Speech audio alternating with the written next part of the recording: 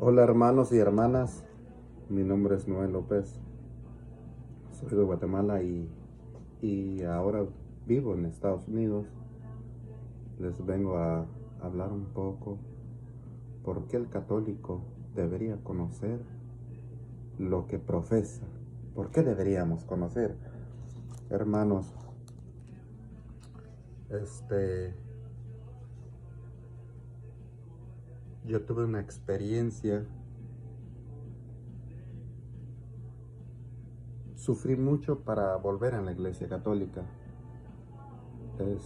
Me perdonan, me disculpan si acaso no me escuchan bien o de repente no me expreso muy bien, porque esta es la primera vez que me grabo, hago un video y me siento como con ganas de compartir un poco mi historia. ¿Por qué deberíamos conocer nuestra fe católica? O si hay un hermano no católico vaya a ver este video, ¿por qué deberían de ir a buscar más allá de lo que conocen a parte de las Santas Escrituras? Yo soy de Guatemala, nací en Guatemala. Fuimos bautizados en la iglesia católica desde cuando éramos bebés. Nosotros somos 3 hermanos, 2 hombres y una mujer. Y yo recuerdo que a la edad más o menos de 6, 7 años, cuando yo empecé a recordar las cosas, mi papá se peleaba mucho con mi mamá, golpes físicos y verbales, agresión de todo. Era feo en ese momento vivir en la casa porque obviamente mi mamá le tenía miedo a papá y mi papá guardaba mucho lo que le reclamaba a mi mamá. Pues nosotros, papá, la verdad, nunca nos llegó a golpear cuando estaba borracho. Nos golpeaba cuando él estaba en su sano juicio por corregirnos. Pero de ahí para allá todo bien. Es más, llegamos a dormir afuera de la casa. En los corrales de los animales ahí, de los vecinos, llegamos a dormir. Y recuerdo que mamá lloraba en la noche, decía, esta tristeza o este sufrimiento espero un día que ustedes me puedan devolver, ¿no? Y pues como niño uno no entendía por qué se quedó ahí con mi papá, aguantar tantos golpes.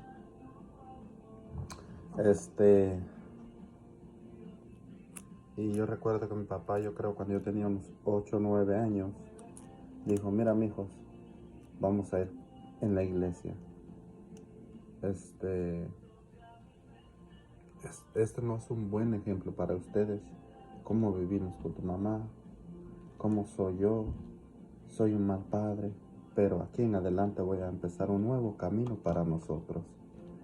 Y así fue, recuerdo un día domingo, papá nos dijo, cámbianse, báñanse, nos cambiamos, nos bañamos y nos fuimos a la iglesia católica.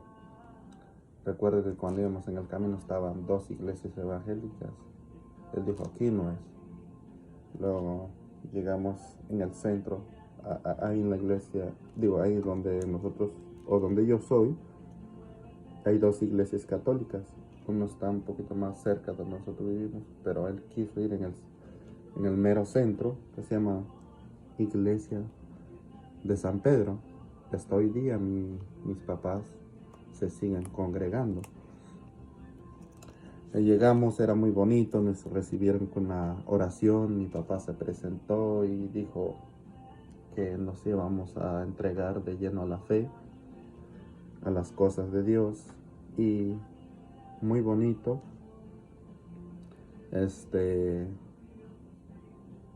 Mi papá empezó a hacer un cambio en su vida con mi mamá, empezó a haber mucho más amor, comprensión en la casa.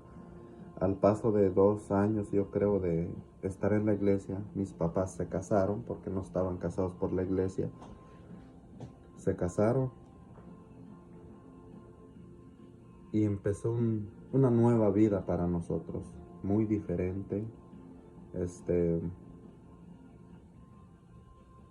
Recuerdo que papá nos compró una Biblia pequeñita, más o menos al tamaño de esta Biblia católica. Y como mi papá no sabe leer, le pidió favor a un tío que él era catequista y predicador católico. Y le dijo, ¿sabes quién, primo? Primo hermano de él, ¿me puedes venir a enseñar a mis hijos cómo usar la palabra de Dios? Porque es importante leer la palabra de Dios. Y el tío fue y nos enseñó dónde estaba el Nuevo Testamento y el Antiguo Testamento, qué es un capítulo, qué es un versículo,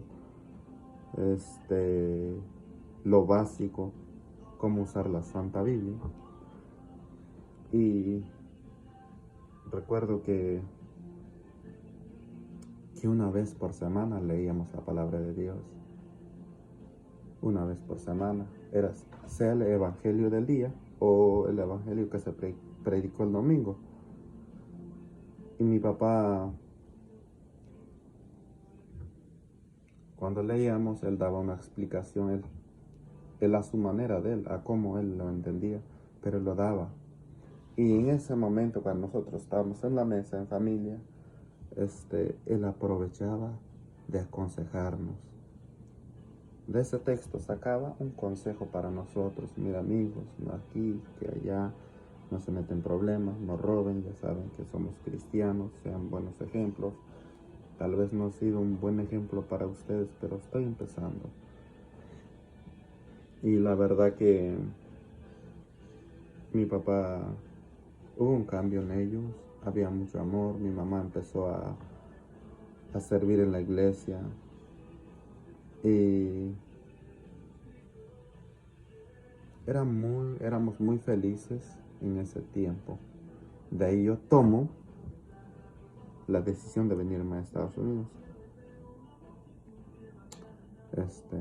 De venirme a Estados Unidos, le dije a mi papá que me iba a venir a Estados Unidos. Dijo, está bien, hijo, yo ya te sembré la semilla, que es la palabra de Dios. Ya depende de ti si quieres que crezca más. Busca a Dios en cualquier lado del mundo, donde quiera que vayas. Y no quiero que te metas en problemas, no quiero que tomes alcohol, drogas, no prostitutas, no la fumadera.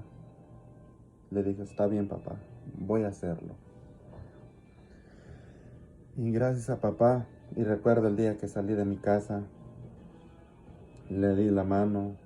Bueno, él me dio la mano. Yo a papá no teníamos esa costumbre de dar la mano a papá. Nosotros lo saludamos como papá. Pero ese día me dio la mano y me dio un abrazo que todavía no lo olvido. Y cuando él me dio ese abrazo dije, ya me dio permiso papá, ahora sí me voy a volar. Y me vine, bendito Dios, todo bien. Llegué a Estados Unidos y me quedé aquí en Luisiana. Yo estoy en un estado que se llama Luisiana. Iba yo al norte, por las Carolinas y todo eso.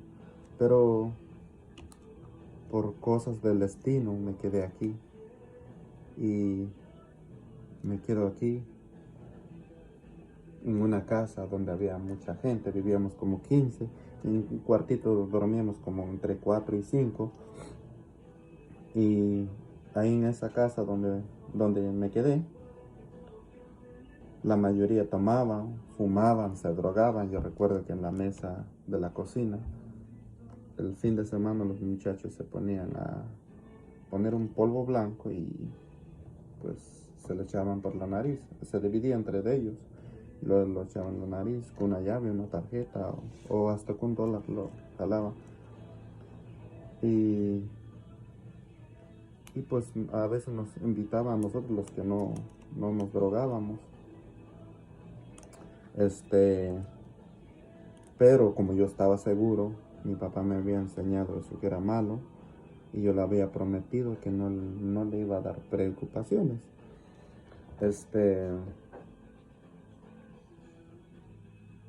Y pues la mayoría también tomaba. Lo único que yo hice fue comprarme una pelota. Había un espacio pequeño afuera de la casa para practicar. Ya empecé a trabajar y me compré mi pelota. Empecé a pagar mi deuda y pasó el tiempo y yo me moví con otros amigos y yo seguía practicando fútbol. Empecé a meterme en el mundo del fútbol, a practicar el deporte y perfecto. Cuando ya tenía 20 años conozco a mi mujer. Nos tuvimos un año de noviazgo. Nos juntamos después del año. Y a ella le gustaba cómo era yo porque yo jugaba fútbol. Y ella era fan del fútbol. Es más, los dos le vamos al Real Madrid. Y platicamos, nos llevamos muy bien en ese momento.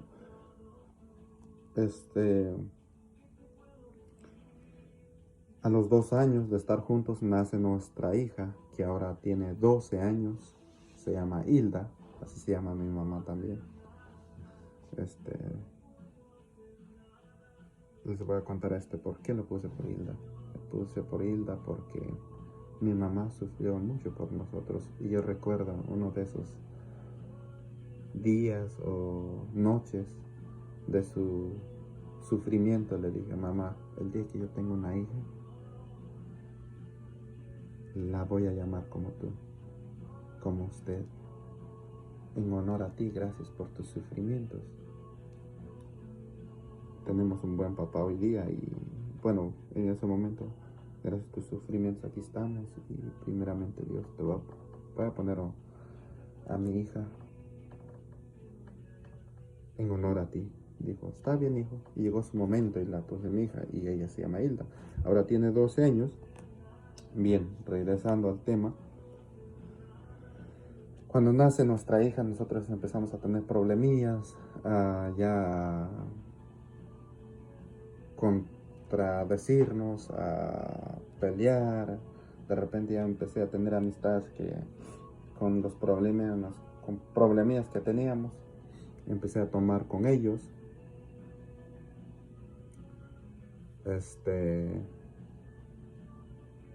Aprendí a fumar, a ser un grosero. Yo recuerdo que tenía unos amigos que ellos me inventaban la madre, yo también, y así nos dábamos. Entre más salían palabras feas de nuestra boca, nos sentíamos más orgullosos.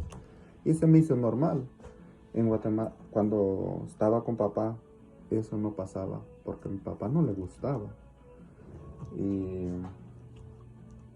Y aquí aprendí todo eso. Se me hizo todo normal ya. Empecé a tomar, aprendí a fumar y empezamos a tener problemas al paso de un año, yo creo así.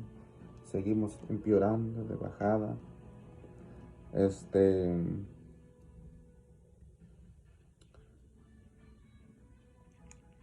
Empezamos a tomar decisiones cada quien. Ella allá, yo aquí. Entonces hablamos de que era mejor separarnos. Era mejor vivir cada quien por su lado. Porque de verdad ya no es que no nos queríamos, no nos amábamos. El punto era de que nosotros veíamos la vida por así. Ella veía y yo al otro lado. Entonces nos contrapunteábamos. Entonces, la verdad era no teníamos destino en el futuro. Lo veíamos todo borroso, se puede decir, ¿no? Entonces hablamos de que nos íbamos a dejar y muchas veces, pero llegó el punto de que nos sentamos a hablar.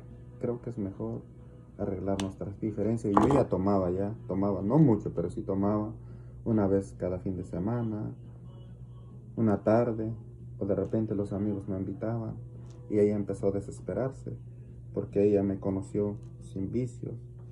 Lo único que yo practicaba era el fútbol y empezamos a ir a la Santa Misa aquí una vez por mes, o 2 veces por año, 3 veces por año, o cuando llovía, porque ese día no podía jugar fútbol, iba, íbamos a la Santa Misa, pero no sentía nada, la verdad. Ahora sí, como dicen los hermanos no católicos, no sentía nada, salía igual. Este, ya cuando mi hija tenía como 5 años,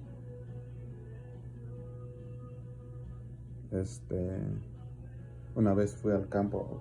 Nosotros todos los domingos, nuestra rutina era domingos en la mañana teníamos que ir al fútbol, porque yo tenía que jugar, tenía que arbitrar y era parte de la directiva. Entonces, casi prácticamente me la pasaba en el campo. Entonces, recuerdo un día de esos normales, mi hija se metió al campo. Era medio tiempo del juego, recuerdo, y se metió y estaban otras personas jugando ahí. Y yo me enojé, le dije, ¿sabes qué, mi hija, salte? Y la niña no quiso salir, entonces yo la amenacé con pegarla, la regañé bien feo. Mi hija salió llorando, se vino hacia mí, derechito conmigo y me abrazó. Recuerdo que me la tenía abrazada así y lloraba. Sentía yo sus gemidos de mi hija llorando. Sus lágrimas me goteaban acá. Entonces yo me quedé pensando, por primera vez me puse a verme a mí en el espejo. Dije, ¿será que soy un buen padre? ¿Será que esta es la manera de corregir a un hijo? ¿Será que esta es la verdadera forma de guiar a una niña? Por primera vez me pasó en la mente, ¿será que estoy inculcando fe en mi hija? La verdad es que no. Entonces, hermanos, ese día salí del fútbol, sentí un vacío dentro de mí. Yo recuerdo cuando veníamos en el camino, miraba en el espejo retrovisor a mi hija ahí atrás y yo seguía pensando eso, de que no era un buen padre realmente. Teníamos problemas con su mamá.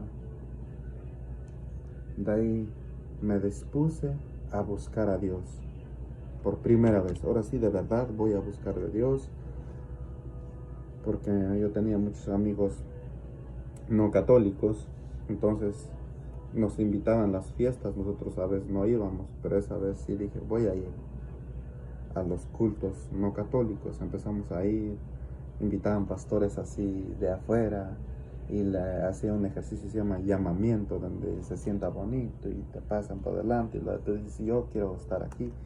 Entonces a mí me hicieron varias veces, pero recuerdo una vez sí me dijeron, pasa, no pasa. Entonces no quise, dije, si paso voy a renunciar a lo que soy católico. Entonces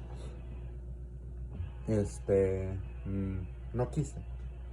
Todos los que estaban ahí se volteaban a verme, ¿no? Y me hacían así con la mirada, pasa, porque el pastor estaba allá enfrente. Que pasen los que quieran que les hagamos una oración y que ya sintieron el llamado de Dios. Y yo decía, no. Y mi mujer se me queda mirando en la cara así. No le dije. Y mis amigos, pasa. Y no, dije, no. Y un buen día vinieron unos conocidos de nosotros y ya eran testigos de Jehová.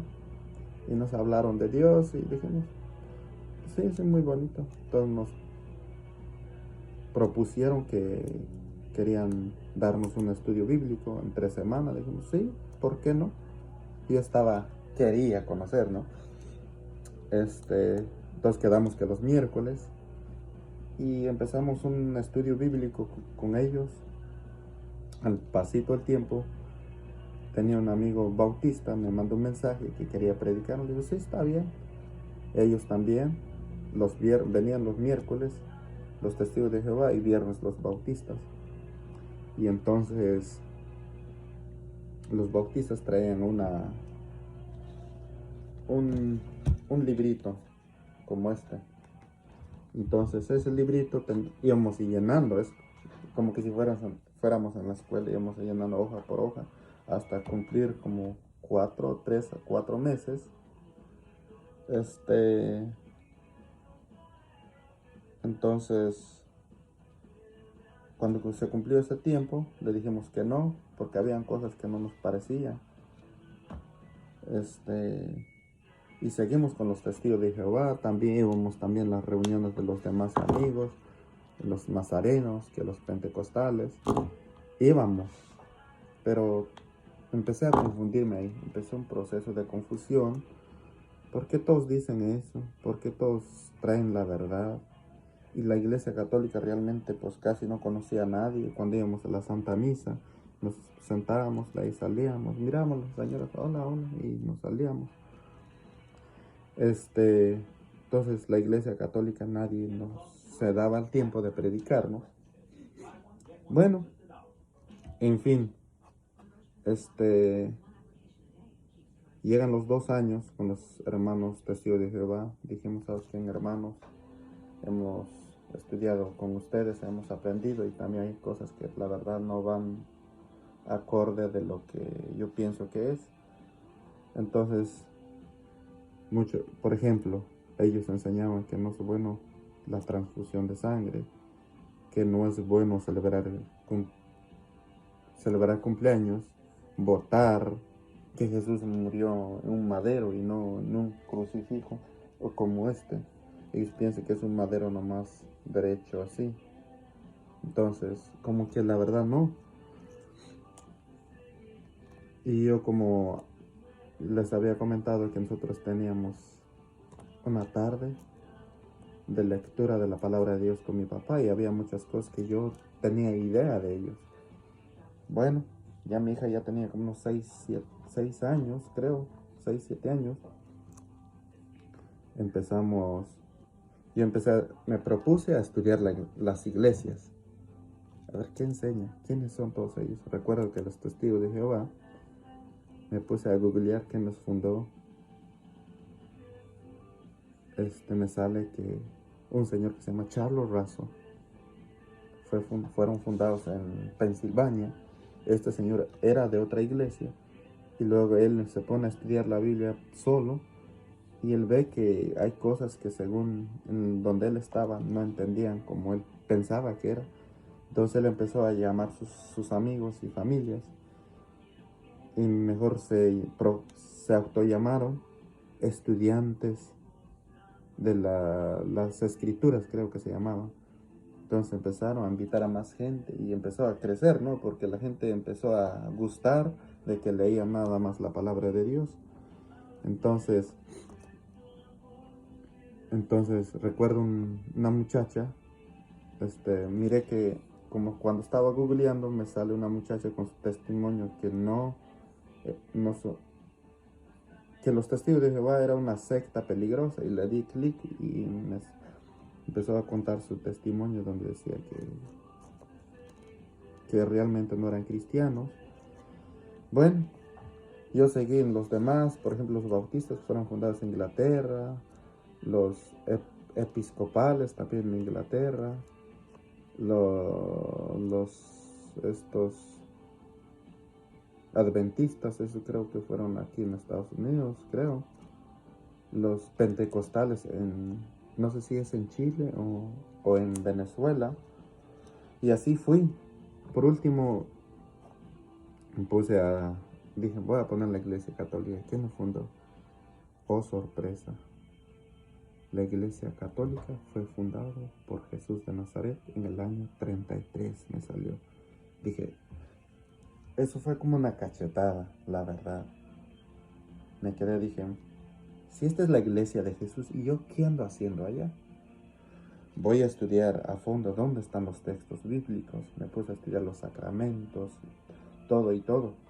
pero les voy a dar unos textos donde Jesús habla de una sola iglesia y cómo tiene que ser esa iglesia.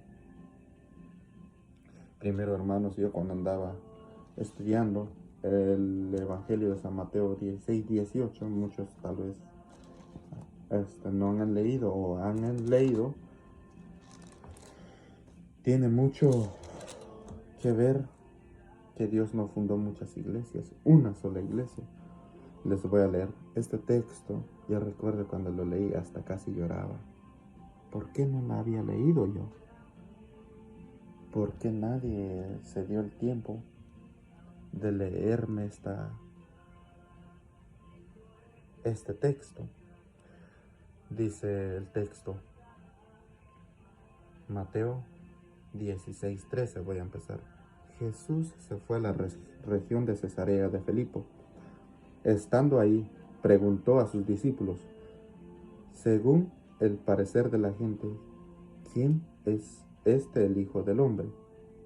Respondieron unos, dicen que eres Juan el Bautista, otros que eres Elías o Jeremías o alguno de los profetas. Yo cuando veo aquí dije, bueno, si desde en el tiempo de Jesús ya la gente estaba confundida. Pero dice Jesús, preguntó a los suyos. Jesús le preguntó, ¿y ustedes? ¿Quién dicen que soy yo? Pedro le contestó, tú eres el Mesías, el Hijo del Dios vivo. Jesús le replicó, feliz eres Simón Barjona, porque esto no te lo ha revelado la carne ni la sangre, sino que mi Padre que está en los cielos. Dice, no lo que tú piensas, sino que esto te ha revelado Dios. Pero él pregunta a los discípulos, a los suyos, ¿no? Entonces ahí es donde Pedro sale a decir que él es el Hijo de Dios, el Mesías.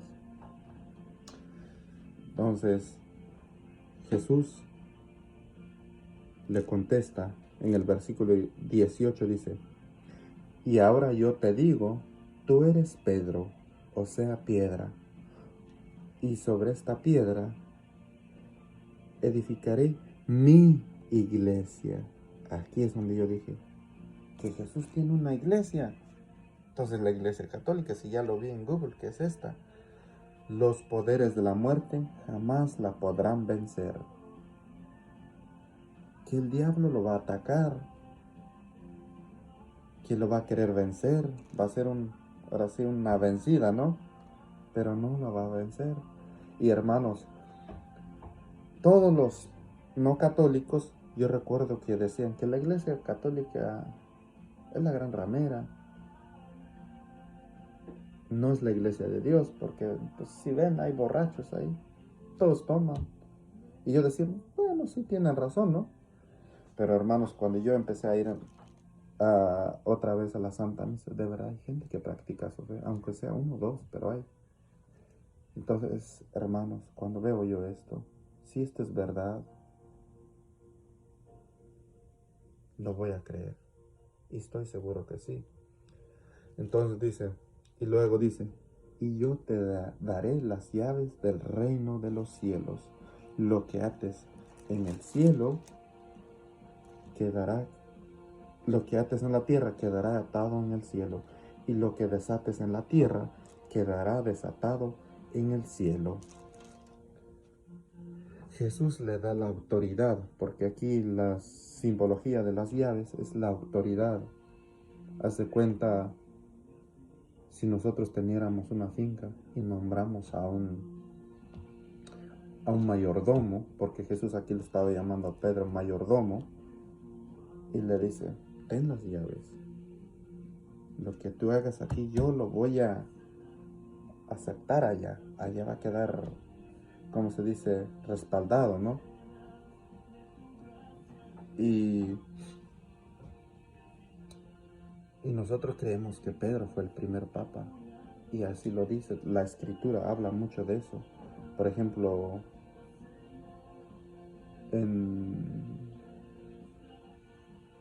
creo que está en San Juan 20:21.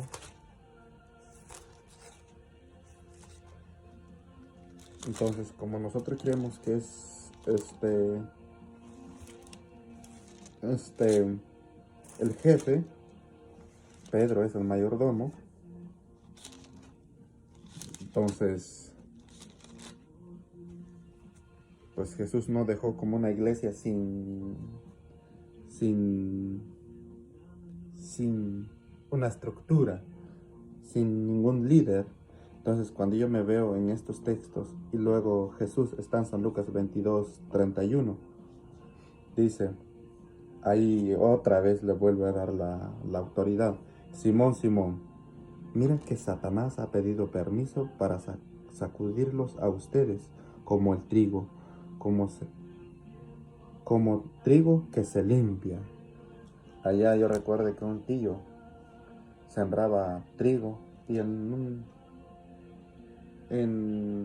lo más alto él se ponía con los animales a caminar, los animales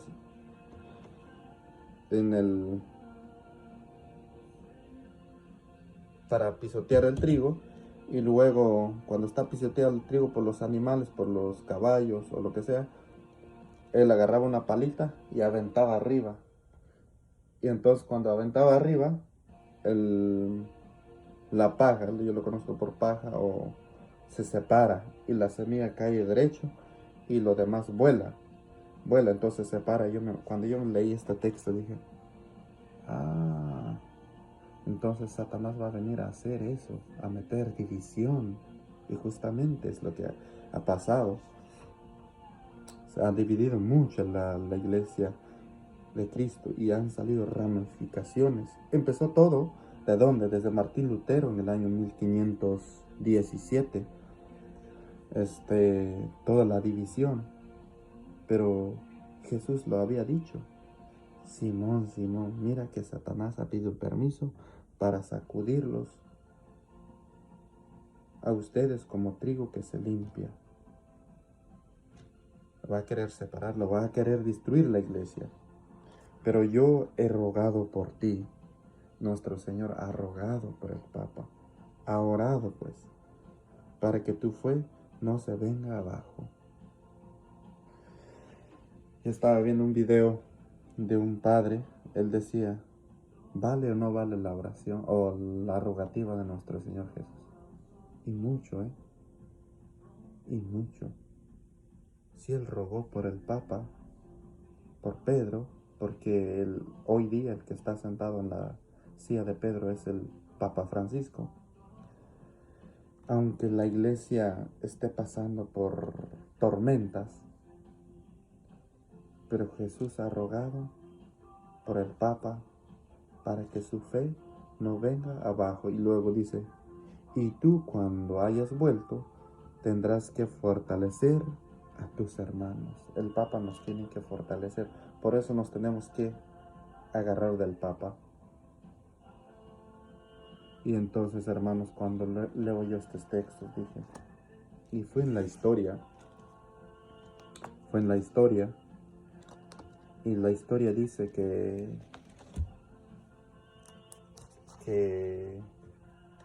la única iglesia que ha existido desde siempre, desde hace 2000 años, es la iglesia católica. Es más, tienen los restos de los apóstoles, creo que San Pedro está ahí en la Basílica de San Pedro, donde está el Papa, y los restos de San Pablo están en Venecia, si no estoy mal. Pero los hermanos separados, no tiene mucho que me encontré con uno. Él decía, la iglesia no es importante. Dijo, no, todas las iglesias son iguales. Dijo, no, claro que no.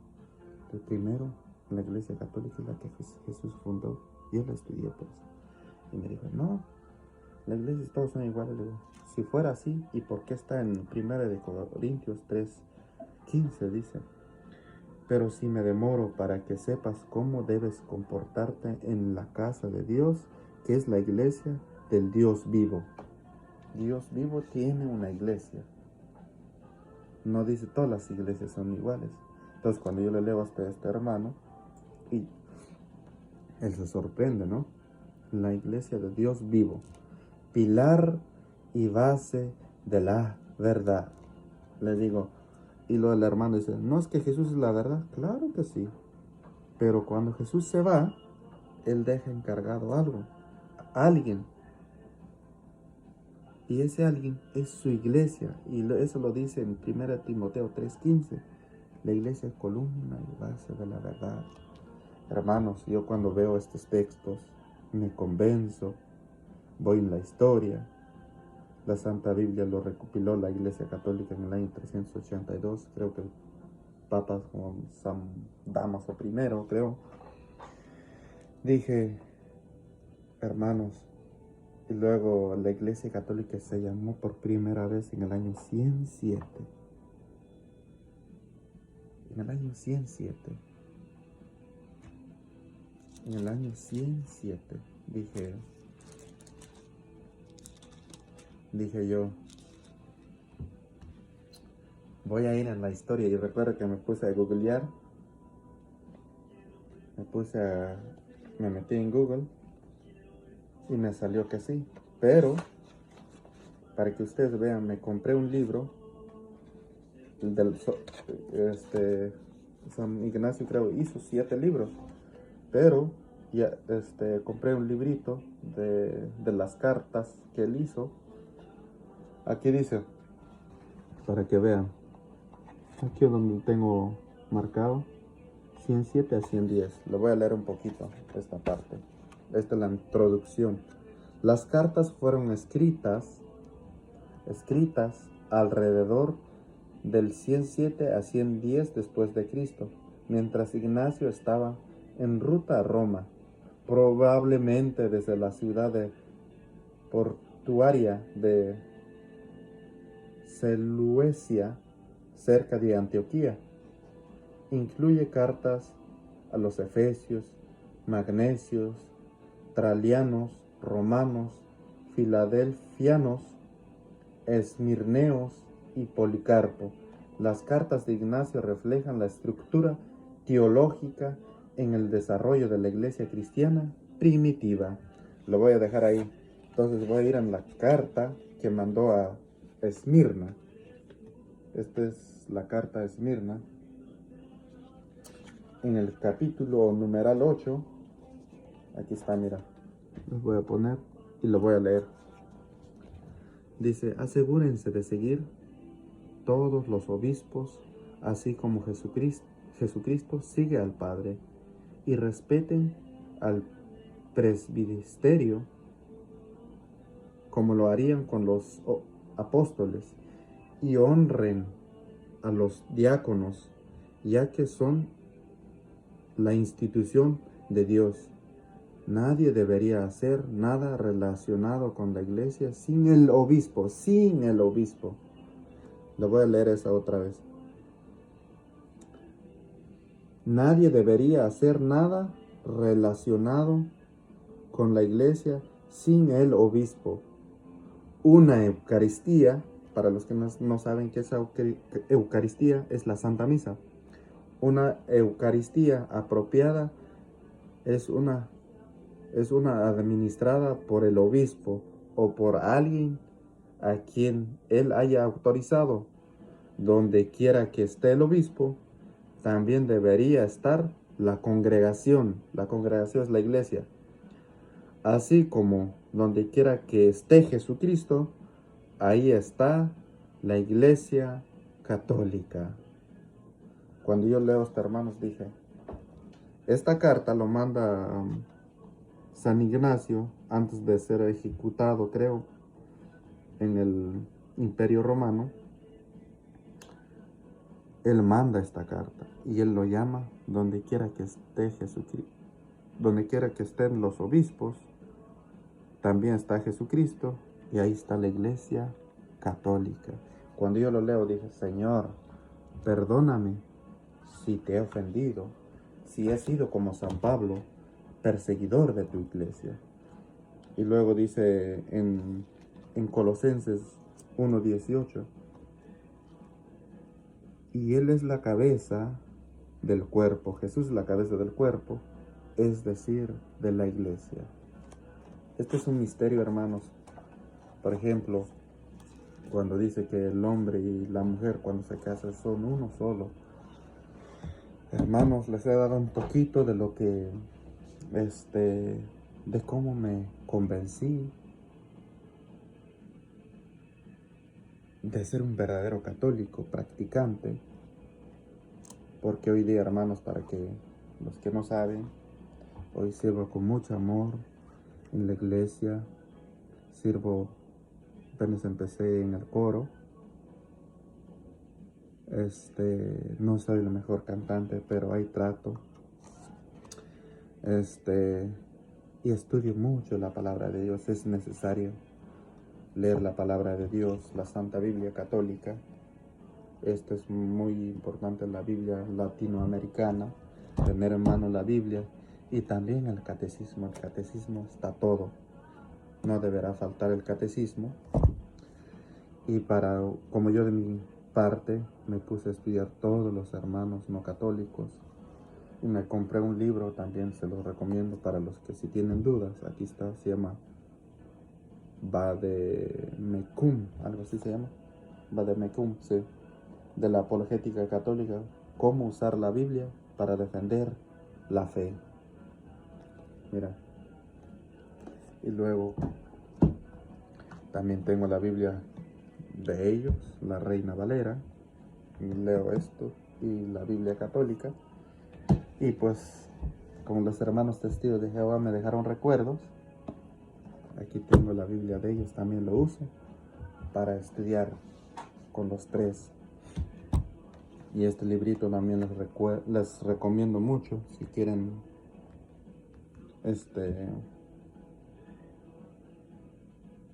asegurarse. Cartas de San Ignacio. Hermanos, gracias por su tiempo. Si les gusta este video, dale me gusta, comparten y pues depende cómo vaya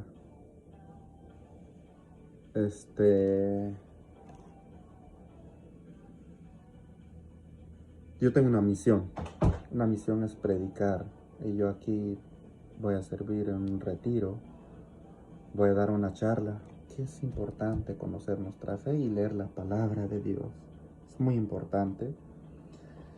Comparten este video y si les gustó, voy a subir contenidos, cómo iba yo descubriendo los sacramentos, la Santa Eucaristía, cómo es que lloré cuando fui por primera vez al Santísimo.